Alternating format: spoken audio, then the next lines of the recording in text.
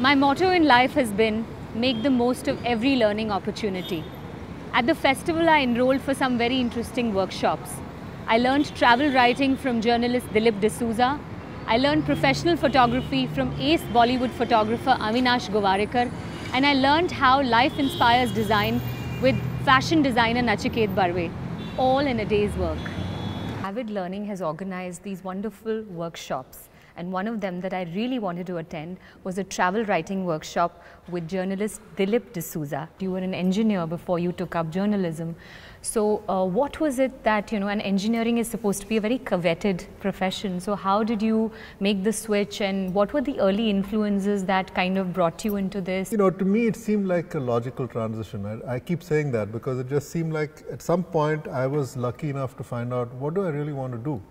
And I really loved my writing software, but I just found I liked writing this kind of writing more. Right. How many other people in my situation can say that? Exactly. They get into a career, they have homes to pay off or loans or whatever, and then they cannot move out of that. And they find they're stuck in something at the age of 55, 60.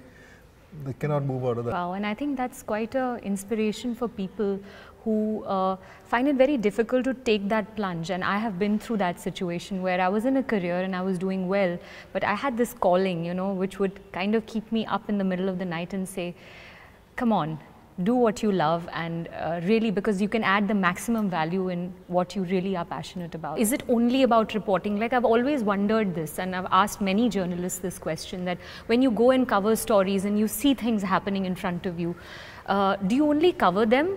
And does that make you a little insensitive at the end of the day, or is it something that you can do beyond? Ethiopia, famine there, and the photographer took a picture of a kid crawling up to that camp, and there was a vulture sitting behind. So it told a story. Okay, and then, but this guy got a lot of criticism saying, what were we doing taking pictures rather than going and helping the kid? Yeah, that's valid.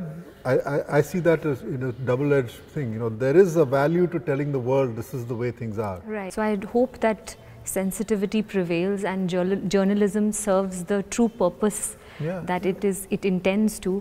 And I really want to thank you for this interaction.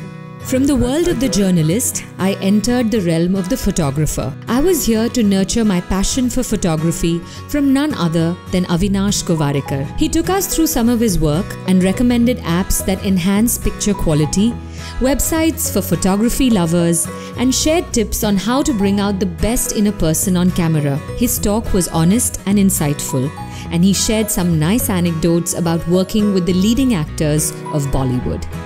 Another session on my wish list was with actor Yuki Ellias. She showed the participants how to connect with their own body and breath and use movement to express themselves. I really think a theatre workshop is ideal for shaking off the stiffness and inhibitions that we carry with us, often impeding our creativity and joy.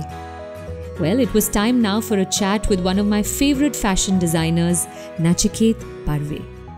It's been 7 or 8 years that you've been in the industry, and I had to chase you for a good 3 years before you could work with me. We worked together in the past. I want to know from you, when you entered the market and you saw that there were these big names, big labels who were selling wedding wear, couture, what was your strategy for positioning yourself, and how did you look at your own label? Wow, I don't think I was quite so sort of introspective or really sorted out about that. Okay. I think for me, you make a product which is made with love, and the right consumer follows that product. Those who love it will always like your product. It's as simple as that. There is no great strategy, or there is no let's carve out a niche, or there's nothing like that. It's just essentially about doing the sort of work which I'm happy with and having a dialogue with the women who I want to dress.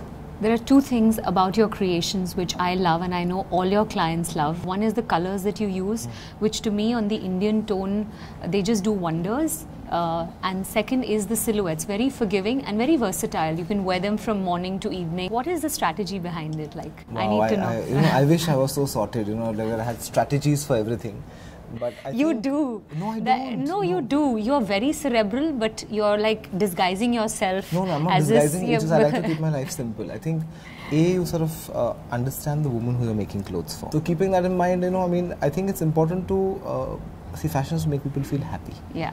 So you try and get into their mind, get into their life, and see what sort of will work on Indian skin tone. I mean, I've grown up in a family of doctors, so every time somebody looks at the show and says, "Ye kaun pehenega?" I don't want to be one of those. It has to be something which you can wear and really enjoy and wear in all different parts of the world and any different occasions and really treasure those clothes. I think that's the funda.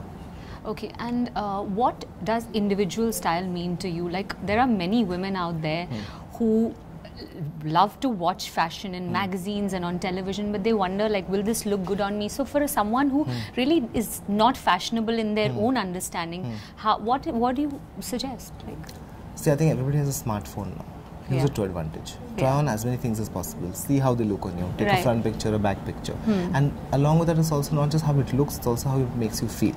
Right. So those are, I think, really important things. And there's the internet for everything else. So just research a bit. Have fun. Don't be afraid. I know that you're one of the people who's really way ahead. So to budding young designers, give me a message. I think take it slow and steady. I mean, you can't be Tom Ford overnight. I think that is the first thing to remember. The second thing to remember is that understand it's a business and it's not a hobby. If you're doing it as a hobby, more power to you. But if you're doing it as a business, do it as a business. Tell me about it. And thirdly, I think don't compare it to Western fashion because that's a different system. So what works for Marc Jacobs may not work for Nachiket. Wow, the day has been enriching but also hectic. As the sun went down, I wanted to unwind with some musical and dance performances. Evenings at the Kala Ghoda Festival are simply buzzing, even more colourful and livelier. But this again is not all. In episode 3, I'll be back with some more flavours and facets of this event. Until then, enjoy the flamenco.